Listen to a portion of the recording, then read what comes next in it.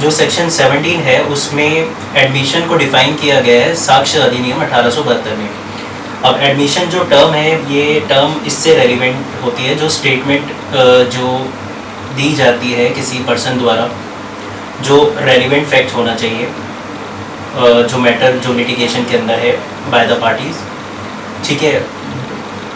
जो by the parties जो है उसके अकॉर्डिंग वो पर्सन की स्टेटमेंट एडमिसेबल हो सकती है उसके अगेंस्ट, बाय द पार्टीज़ के against. And another thing is that इसमें जो अदर पार्टीज़ हैं वो भी अगर जॉइंटली इंटरेस्ट उनका क्रिएट होता है तो वो भी इसमें एडमिशन ऑफ ए स्टेटमेंट उनकी हो सकती है।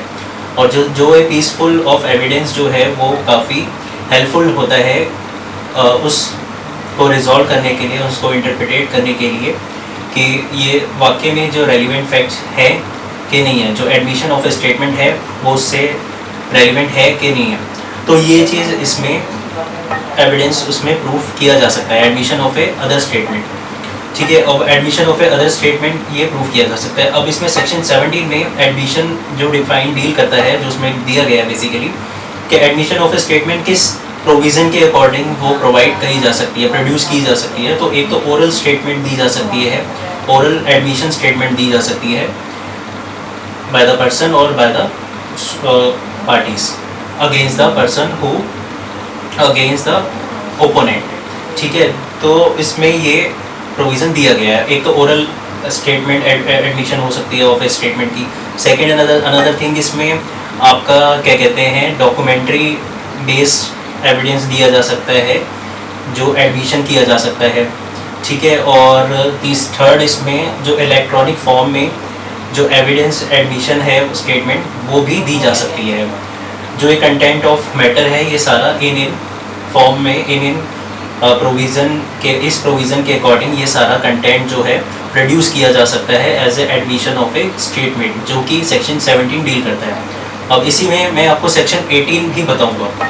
अब जो सेक्शन 18 है, सेक्शन 18 में ये डील करता है इंडियन एविडेंस एक्ट 1872 में ही ये डील करता है। सेक्शन 18 क्या कहता है, इसमें जो admission of a statement by the person और by the parties which jointly interest by the party jointly interest of the subject matter of a particular related to the property or the pecuniary interest, यानी कि इसमें जो jointly interest किसी party का create होता है वो एडमिशन ऑफ ए स्टेटमेंट मानी जा सकती है, जो कि रेलिवेंट भी हो सकती है और फैक्ट इन इशू भी हो सकती है। वो कॉन्ट्राडिक्शन में आ जाएंगे जब हम इसको कॉन्ट्राडिक्शन सेक्शन 145 में इसको अगर हम आपको बताएंगे तो सेक्शन 145 में ये evidence contradict fact in issue उसमें उसको कॉन्ट्राडिक्ट किया जा सकता है, यानी इसको क्रॉस एग्जामिन किया जा सकता है।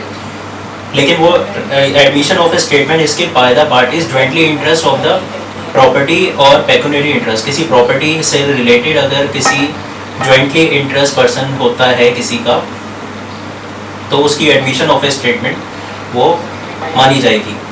अब दूसरी चीज़ इसमें एक और क्रिएट होती है कि admission by the person whose interest is derived from the other property.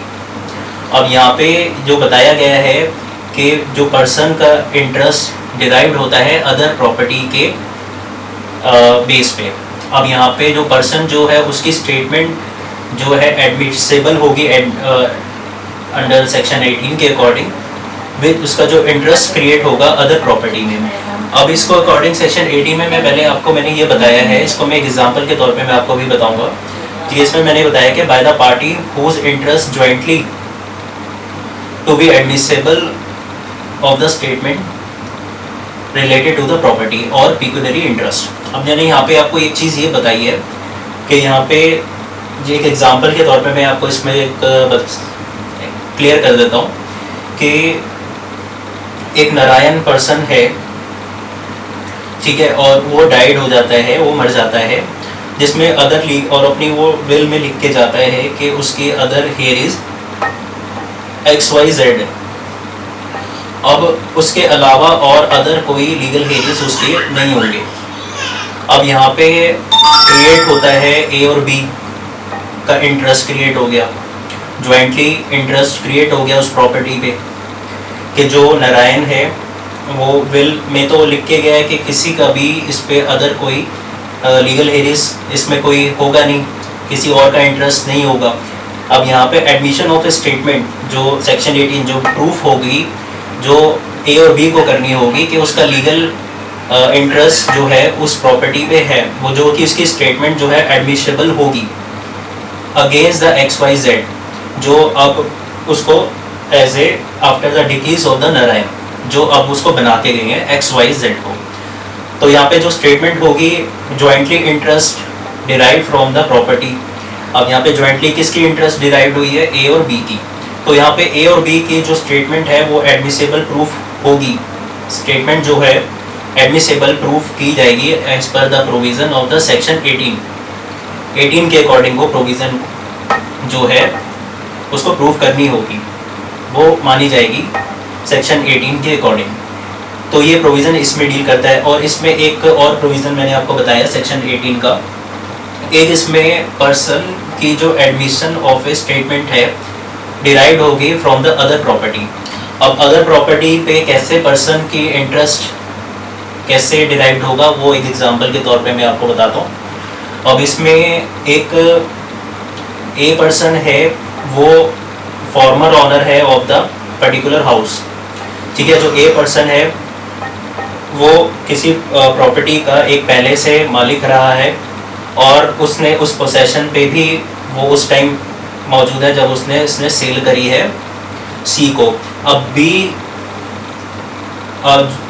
जो पर्सन है वो मॉर्गेज पर है, उसने सी को सू किया कि जो ए पर्सन ने जो उसको सेल किया है सी को, वो मॉर्गेज उस मॉर्गेज पे थी वो प्रॉपर्टी। अब वो प्रॉपर्टी मॉर्गेज पे थी तो उसने कैसे उसको सेल कर दी सी को बिना मॉर्गेज के,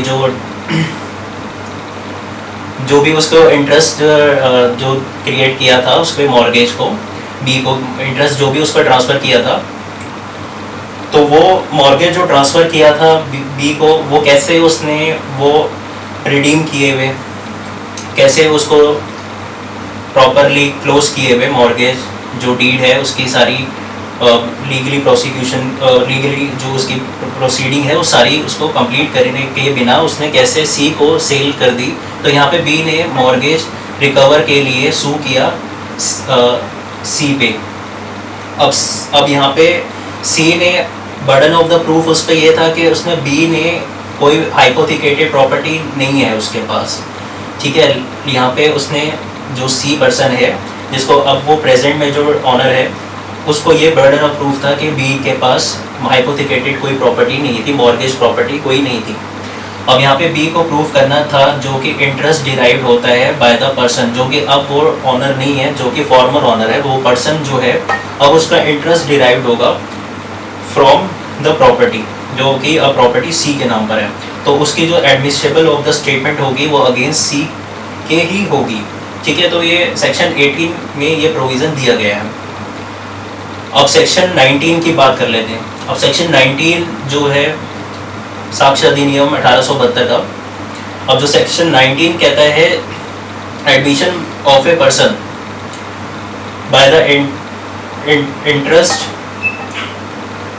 is derived from must be prove, ठीक है। By the interest of the person of the admission of a statement must be proved होना चाहिए अगेंस्ट द पार्टीज। अब इसमें अगेंस्ट द पार्टीज कैसे इसमें एडमिशन ऑफ ए स्टेटमेंट होगी bye the person, जो इसमें सेक्शन 19 में प्रोविज़न दिया गया है। तो वो मैं एक आपको एग्जांपल के तौर पर बताता हूँ इसमें भी, कि ए की प्रॉपर्टी है और उसने कंटेंट दिए कि सारी ये प्रॉपर्टी जो है उसके नाम पर है, उसको उससे उसको ही डील करती है, ये प्रॉपर्टी जो है उससे ही रिलेटेड है, मतलब ये प्रॉपर्टी उसने ये प्रोड्यूस किया कि ये प्रॉपर्टी उसके नाम पर है।